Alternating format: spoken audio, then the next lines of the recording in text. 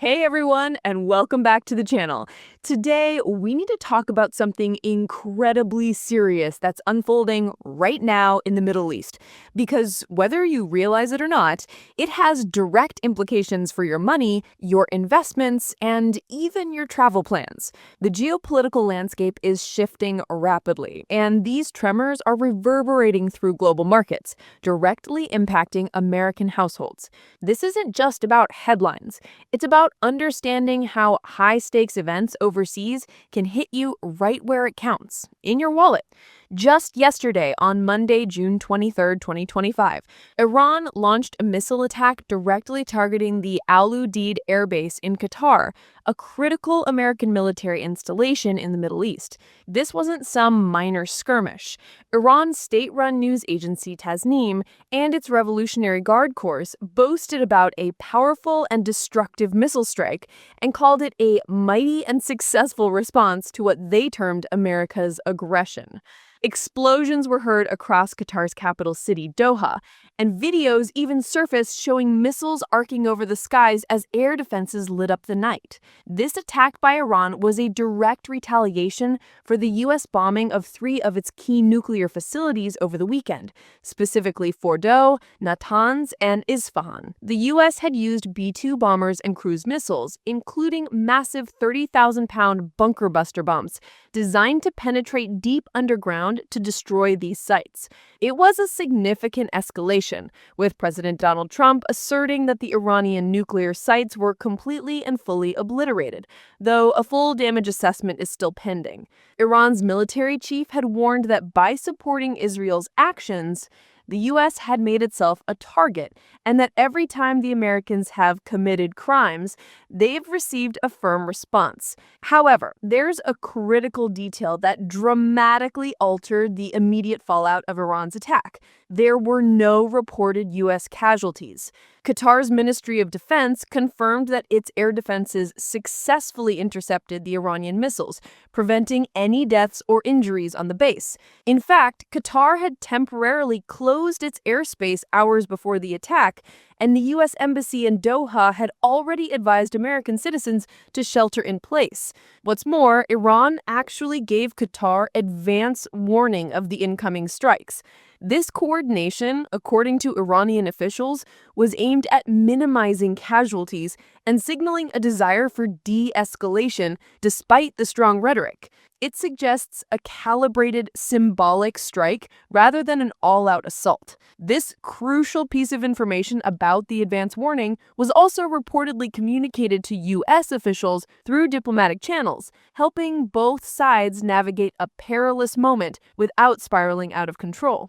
While Iran state media also reported that missiles were fired at the Ain al-Assad base in Iraq, U.S. military officials did not detect an attack there, stating that the Al-Udeid incident was the only one detected at any U.S. base. This further reinforced the idea that Iran's action was carefully controlled. Now let's talk about the money. The immediate financial market reaction to the attack was fascinating and perhaps counterintuitive to what many might expect. When news broke of the attack, oil prices initially jumped, reflecting the immediate fear of a wider conflict that could disrupt Middle East oil supplies, particularly through the Strait of Hormuz, a crucial choke point through which about 20% of the world's oil passes. However, that spike was quickly reversed and oil prices actually fell sharply. Why? Because the absence of U.S. casualties, coupled with the successful interception of the missiles and the advance warning, signaled to the markets that this was a limited symbolic response, rather than the start of an unrestricted war. The perceived de-escalation meant that the nightmare scenario of the Strait of Hormuz being closed, which analysts predict could send oil prices soaring by 50 to 60%, had for now been averted. This investor relief kept crude prices down and even saw U.S. stock indices remain largely positive as traders viewed the missile fire as a contained response. Beyond commodities, the attack had immediate effects on travel. Multiple countries in the region, including Kuwait and Bahrain, followed Qatar's lead in temporarily closing their airspaces. This led to airlines diverting and canceling numerous flights to major hubs like Doha and Dubai, causing significant disruption for travelers. This tangible inconvenience highlights how geopolitical events translate into real-world impacts for American citizens, even if it's just a delay on your vacation. It's important to remember that Al Udeid Air Base is not just any outpost. It's the largest American military installation in the Middle East, housing around 10,000 U.S. service members. It serves as the forward headquarters for U.S. Central Command, orchestrating U.S. military operations across a vast region. Notably, ahead of Iran's attack, the U.S. military had already taken precautionary steps, moving non-sheltered aircraft from Al Udeid and even relocating U.S. Navy vessels from Bahrain, a common force protection measure given rising tensions. This preparedness also contributed to the lack of casualties and the contained nature of the event. The political reaction in Washington reflects the high stakes. While House Speaker Mike Johnson defended President Trump's use of executive authority in striking Iran, viewing the retaliation as expected, Democratic leaders like Hakeem Jeffries questioned the legal basis for the U.S. strikes without congressional approval, sparking renewed debate over presidential war powers. Both sides acknowledged the need for continued monitoring of the situation. Iran, through its supreme leader Ayatollah Khamenei, has stated it will not submit to anyone's aggression and will not leave any aggression against its territorial integrity, sovereignty, or national security unanswered.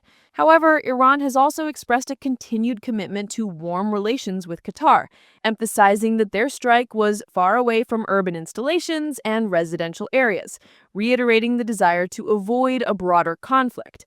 A senior Iranian official conveyed that Iran would continue retaliation if U.S. attacks persist, but that if the U.S. seeks negotiations, attacks must stop. This suggests a delicate dance between projecting strength and avoiding a catastrophic regional war. So, what does this mean for you, the American investor and citizen? It means that global events, especially in volatile regions like the Middle East, can have swift and significant financial repercussions.